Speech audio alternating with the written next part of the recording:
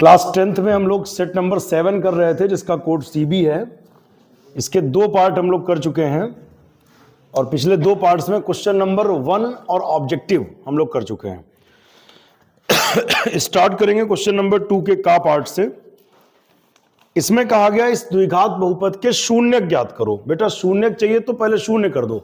अगर इस बहुपद के शून्य चाहिए तो इसको क्या कर दो, शून्य कर दो। इसके शून्य चाहिए, शून्य कर दो।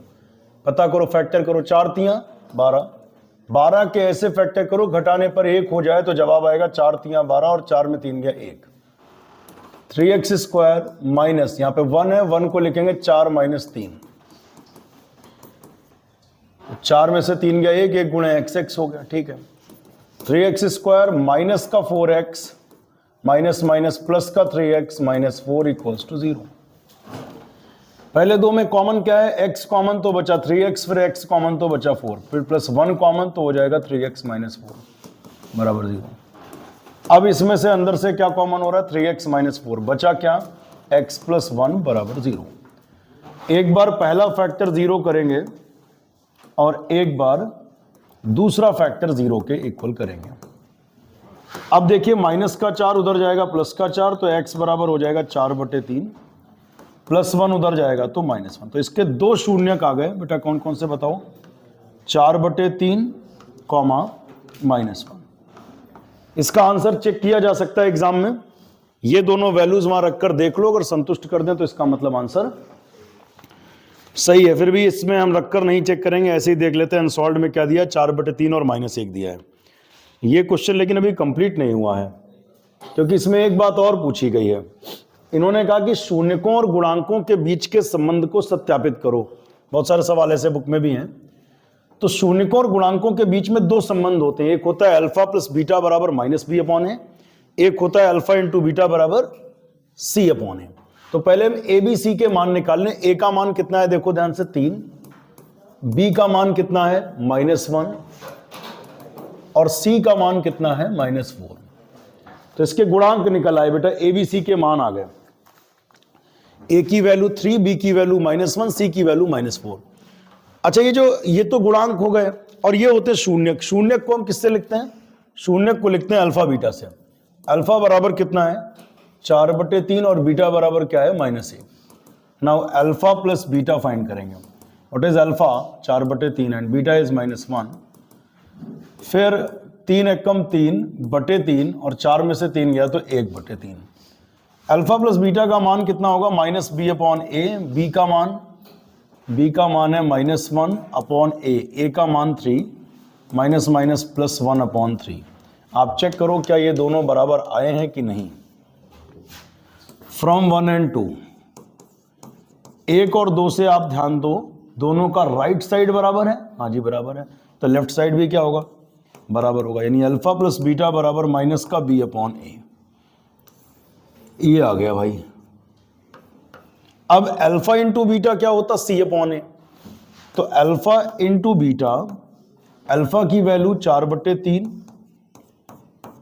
बीटा की वैल्यू -1, प्लस माइनस गुणा -4 एकम 4 -4/3, इक्वेशन 3। अल्फा इंटू बीटा हो जाता c अपॉन ए। c क्या है, ए है, बी है, सी है। c कितना है -4/a कितना है 3, इक्वेशन नंबर 4। अब 3 और 4 से क्या कहोगे बताओ जरा। 3 और 4 से ध्यान दो, 3 और 4 से अगर आप ध्यान देंगे तो क्या होगा, दोनों का राइट साइड बराबर तो लेफ्ट साइड भी, यानी अल्फा इंटू बीटा बराबर c अपॉन ए। यही आपका आंसर है।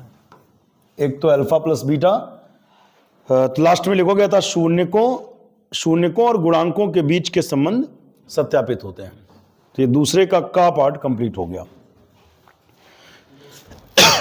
अगले क्वेश्चन पे चलें, दूसरे के खा पार्ट पर।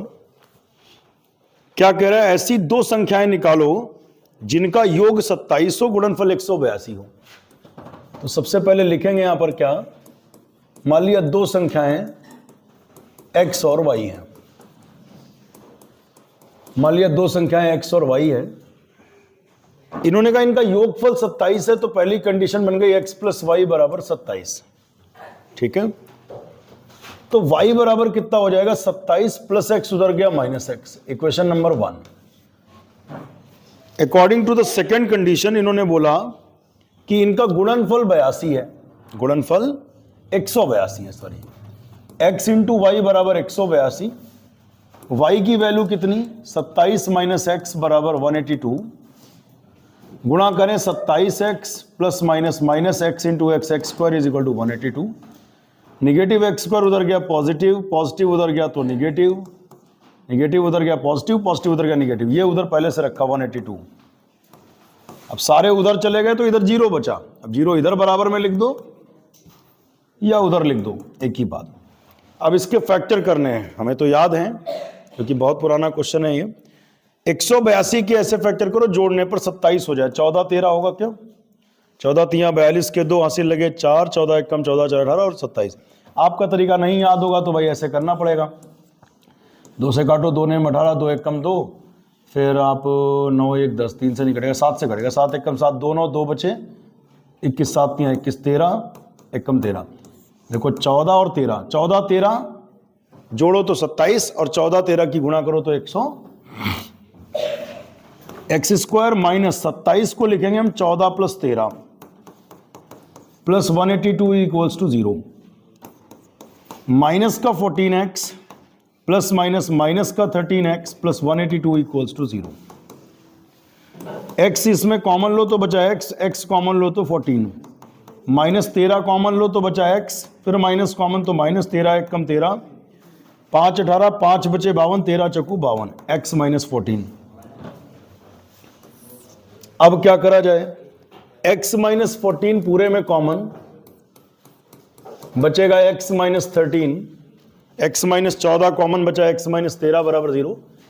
एक बार पहला फैक्टर 0 तो माइनस 14 उधर गया प्लस 14, एक बार दूसरा factor 0, x minus 13 equals to 0 तो माइनस 13 उधर गया तो प्लस 13।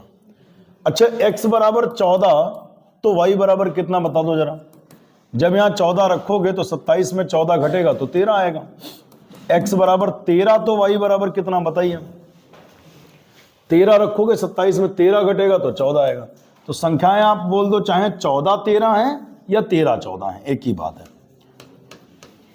आंसर कैसे चेक करोगे भाई, आंसर ये मतलब क्वेश्चन की कंडीशन क्या थी, कह रहे थे उनको जोड़ने पर 27 आए, देखो आप 14 3 17 10 27 सही है, इनकी गुणा करके देख लो 182, इसका मतलब आंसर सही है। फिर भी अनसॉल्व में देख लिया जाए इन्होंने सही दिया है कि नहीं, कई बार गलत आंसर भी आता है अनसॉल्व में।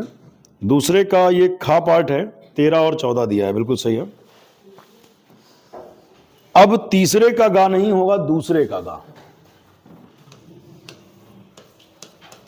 दूसरे का गा क्या कह रहा है, सिद्ध करो कि वृत्त के किसी बिंदु पर स्पर्श रेखा स्पर्श बिंदु से जाने वाली त्रिज्या पर लंब होती है। ये थ्योरम है बेटा, स्पर्श रेखा और स्पर्श बिंदु से जाने वाली त्रिज्या परस्पर लंबवत होती है। तो पहले तो आप एक काम करो, एक वृत्त खींच लो भाई, फिर आप इसकी स्पर्श रेखा खींच लो,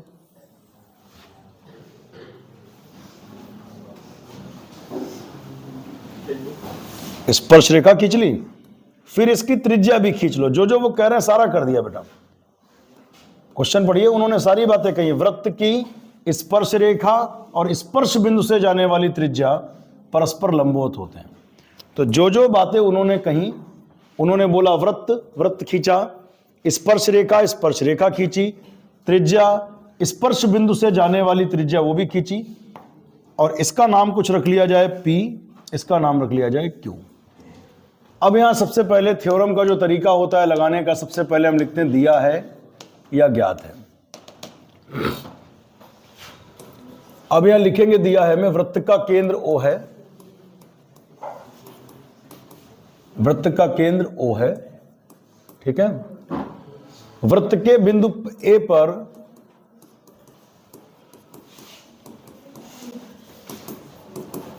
वृत्त के बिंदु A पर स्पर्श रेखा PQ है।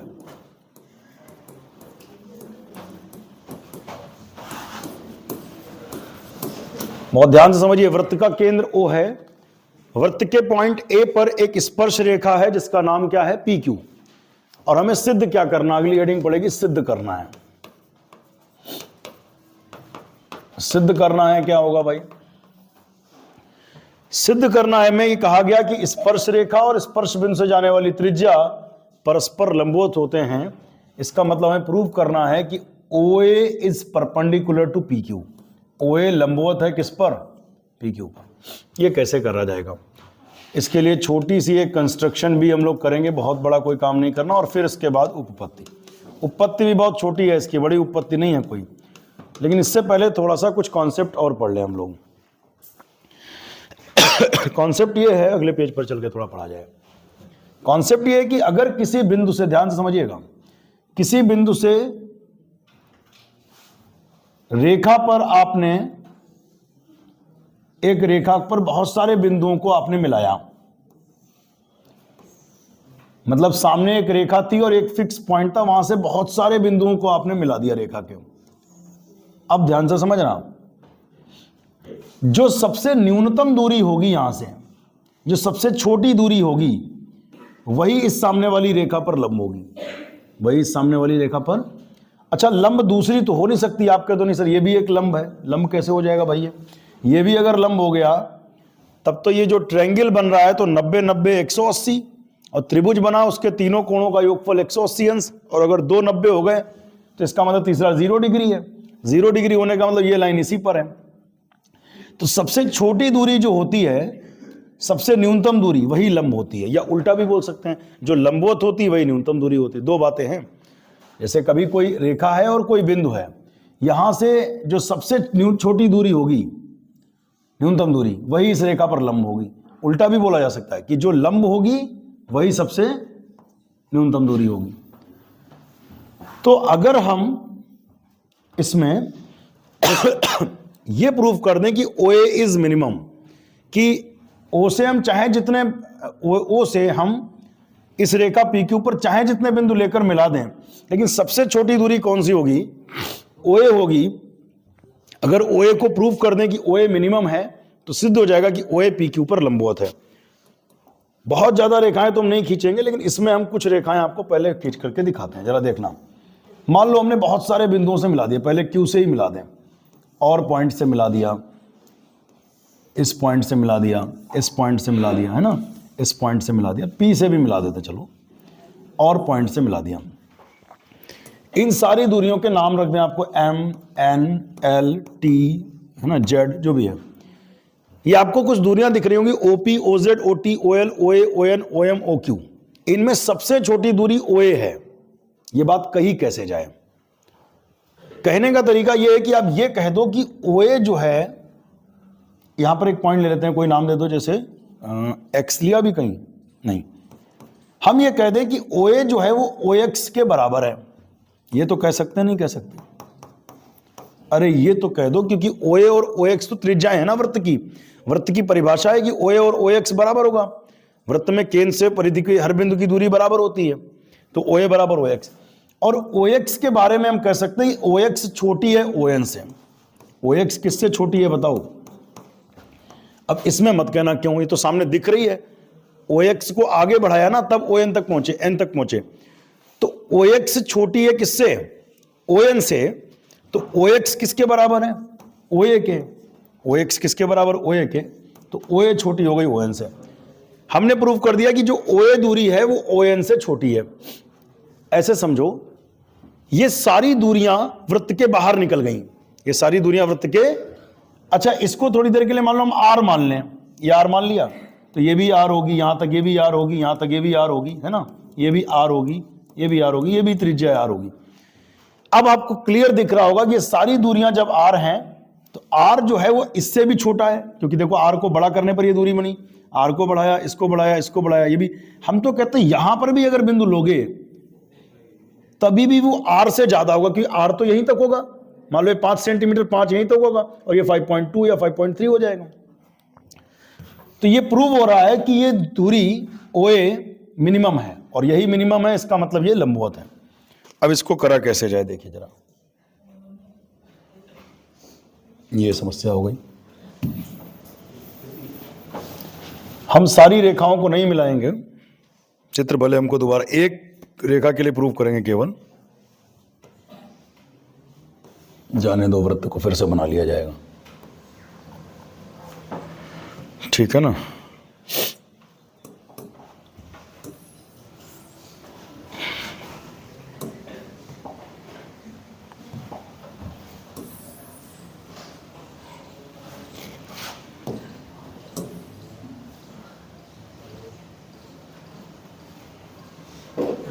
ठीक है,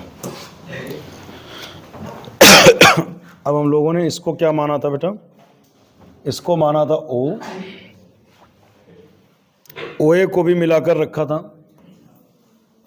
और OA परपेंडिकुलर टू OQ।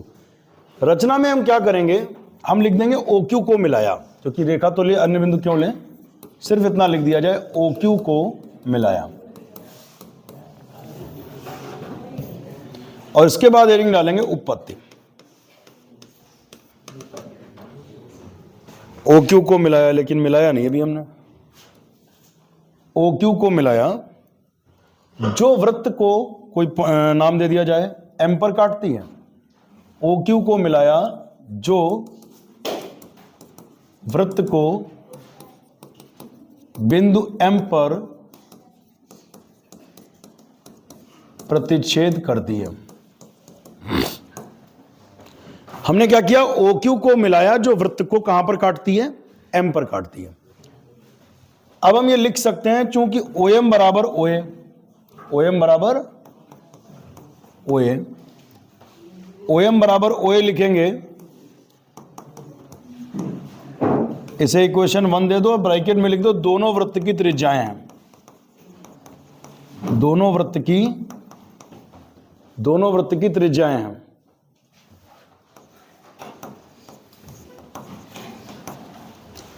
तो इसमें क्या हो गया कि OM और OA आपस में बराबर हैं। क्यों बराबर है, दोनों वृत्त की त्रिज्याएं हैं। फिर हम ये भी देख सकते हैं डायग्राम को देख करके कि OM लेस देन OQ कह सकते हैं। आप डायग्राम देखो तो समझ में आए। अब इसमें क्यों थोड़ी कर सकते हो कि क्यों छोटी है, छोटी OM को बढ़ाया तब तो Q तक पहुंचे। तो OM दूरी OQ दूरी से क्या है, OM दूरी छोटी है किससे, OQ दूरी से। ठीक बात, OM दूरी छोटी है OQ दूरी से। समीकरण नंबर 1 से जरा इसको बताओ क्या लिखा जाए। समीकरण नंबर 1 से OM को हमने क्या लिखा, OA लेस देन OQ।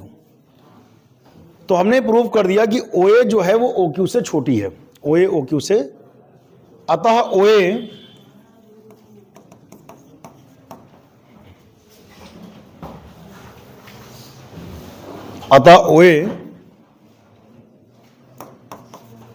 केंद्र से स्पर्श रेखा पर स्थित किसी भी बिंदु को, अतः OA केंद्र से स्पर्श रेखा पर स्थित किसी भी बिंदु को मिलाने वाली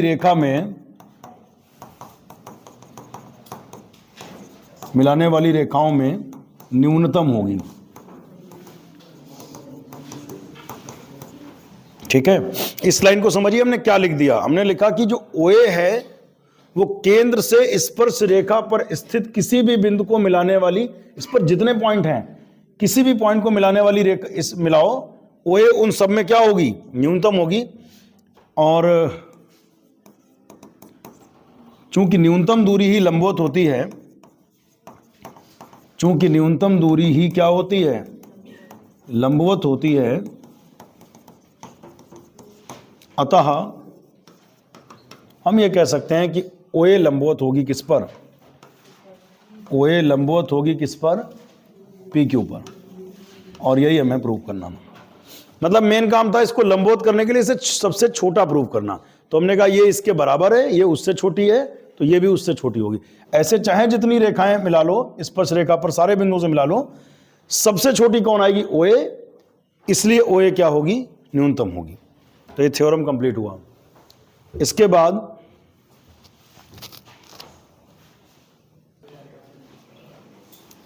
देखिए दूसरे का घ पार्ट, सिद्ध करो कि अगर दो त्रिभुजों में संगत कोण बराबर हों तो उनकी संगत भुजाएं समानुपाती होती, इसलिए त्रिभुज समरूप होते हैं। ये थ्योरम है त्रिभुज चैप्टर का, इसको कहते हैं कोण कोण, एंगल एंगल एंगल कह लो या एंगल एंगल थ्योरम। तीन थ्योरम आपने वहां पर ये पढ़ी होंगी, एक तो side angle side, angle angle angle, और तीसरा साइड साइड साइड। इससे पिछले वर्ष में आई थी साइड एंगल साइड। इंपॉर्टेंट तीनों हैं, तीनों तैयार रखिए। दूसरे का घा पार्ट यदि दो त्रिभुजों के संगत कोण बराबर हों तो सबसे पहले थ्योरम में हम लोग क्या करते हैं बेटा, दिया है दो त्रिभुज ले लो बेटा। सबसे पहले तो दो त्रिभुज बना लो, एक तो ये त्रिभुज बना लिया, एक थोड़ा बड़ा बना लो भाई, है ना।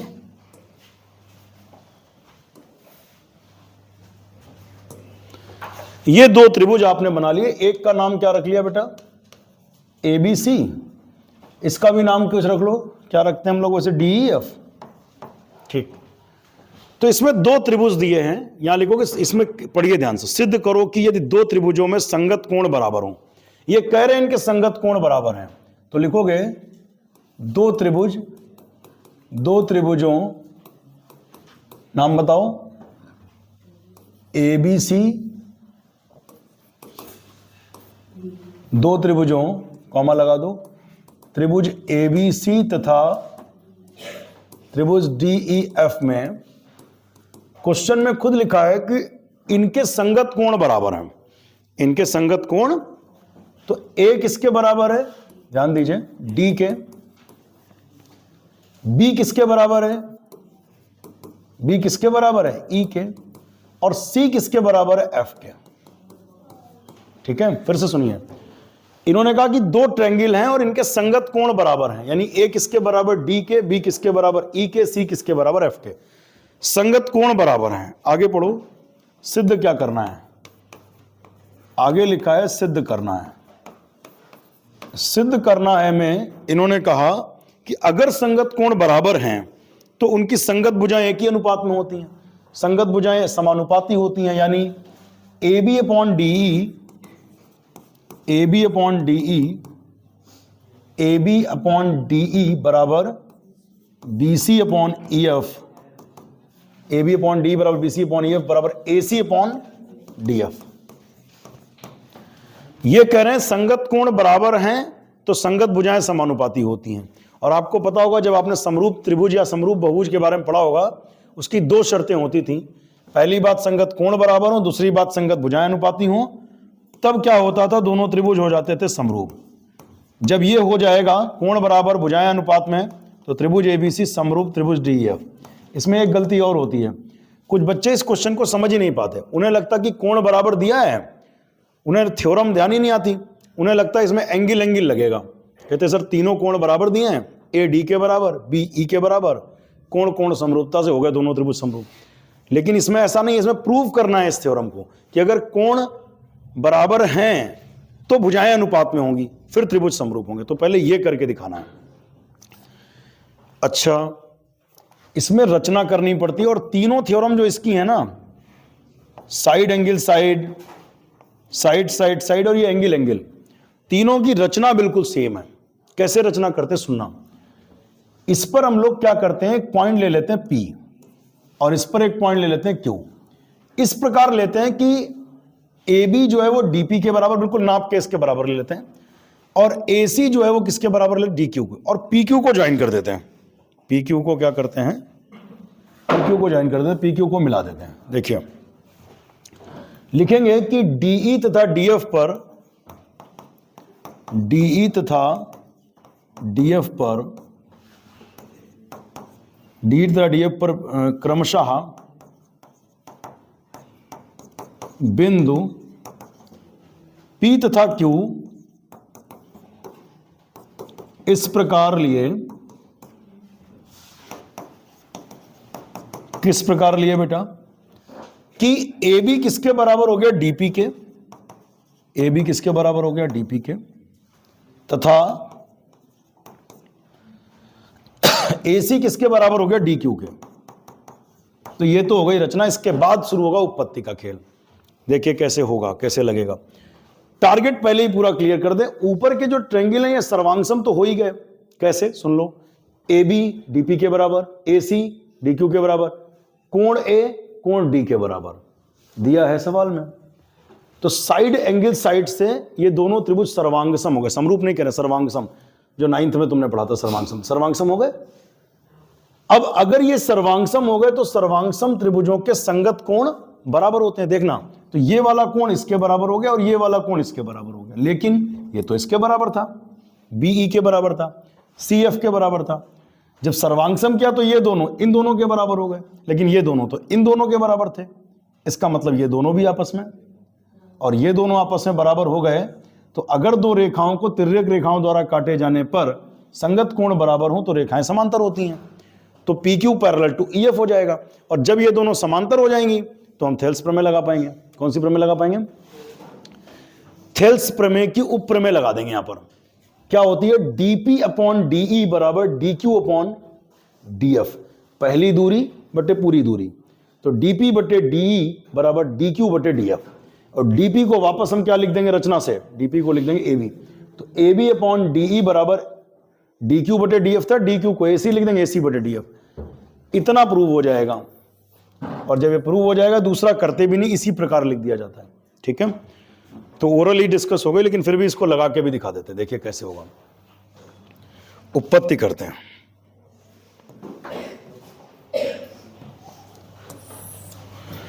हेडिंग डालेंगे उत्पत्ति।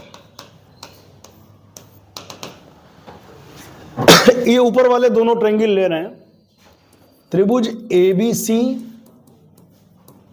तथा त्रिभुज डीपीक्यू में। इसमें सबसे पहले लिखेंगे ए बी बराबर डीपी, ए बी बराबर डीपी। ब्रैकेट में क्या लिखोगे? ये क्यों बराबर है? ये रचना से बराबर है।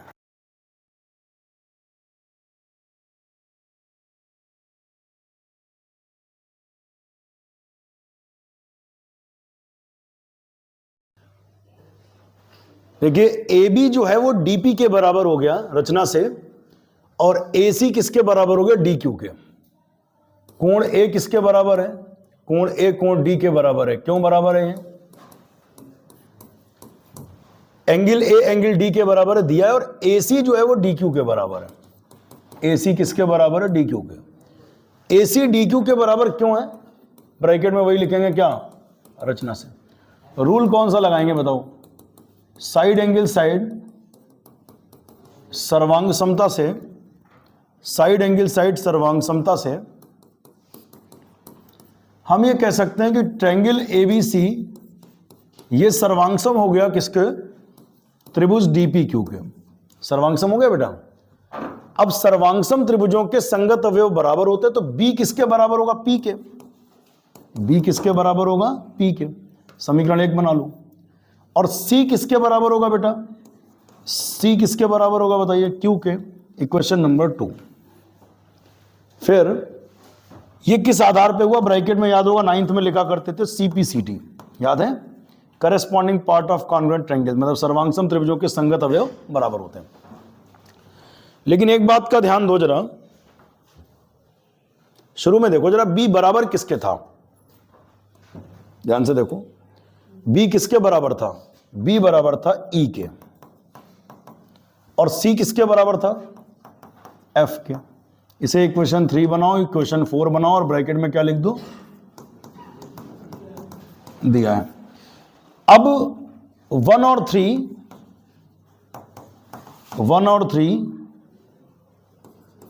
3 से क्या कहोगे? 1 और 3 को देखो, दोनों का लेफ्ट साइड बराबर है तो राइट साइड भी, तो P किसके बराबर होगा? E के। और 2 और 4 से क्या कह सकते हो? 2 और 4 को देखो तो दोनों का लेफ्ट साइड बराबर तो राइट साइड। Q किसके बराबर? F के। अब समझना खेल हो गया। हमने प्रूव कर दिया कि P किसके बराबर? E के, और Q किसके बराबर? F के। ये क्या है? अगर दो रेखाओं को तिर्यक रेखा ने काटा, संगत कोण बराबर, इसका मतलब रेखाएं समांतर हैं। ये भी आपने 9th में पढ़ा था।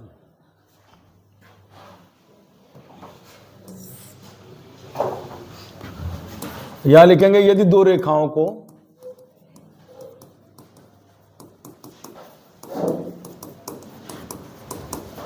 तिर्यक रेखा द्वारा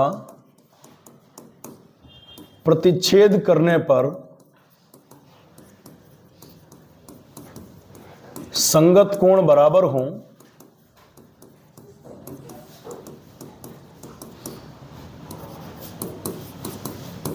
तो रेखाएं समांतर होती हैं।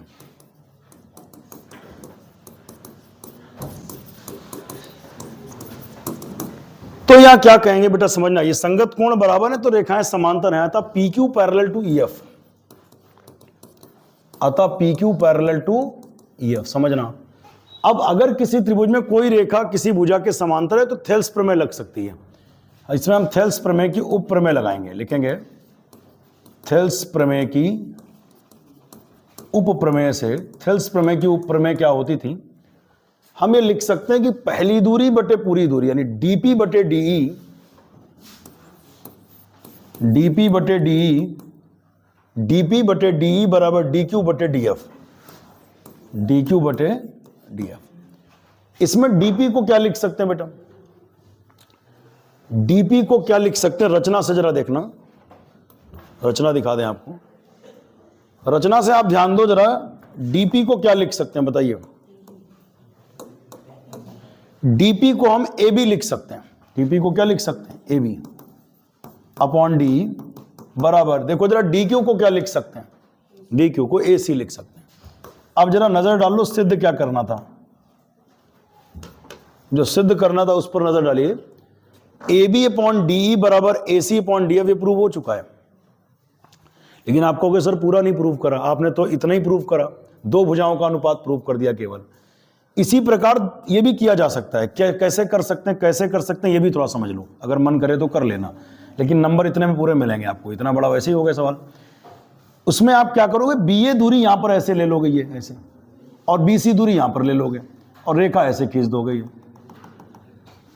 जब आप ऐसा करोगे, देखो आपने ए बी और ए सी को वहां प्लांट किया तो रिलेशन आया ए बी ए सी में, समझना बात को। आपने ए बी डिस्टेंस को वहां पर सेट किया, बराबर उसके लिया, ए सी डिस्टेंस को वहां लिया, तो रिलेशन किस में आया बताओ, ए बी ए सी में। अगर मान लो आप ए बी और बी सी को लेते, ए बी दूरी नापते उतनी दूरी यहां ले लेते, बी सी दूरी नापते उतनी दूरी ले लेते, इसको मिला देते तो रिलेशन आता ए बी बी सी में, समझ रहे हैं बात को। लेकिन वो करना नहीं है, वो आपको इसी प्रकार ही लिखना पड़ेगा।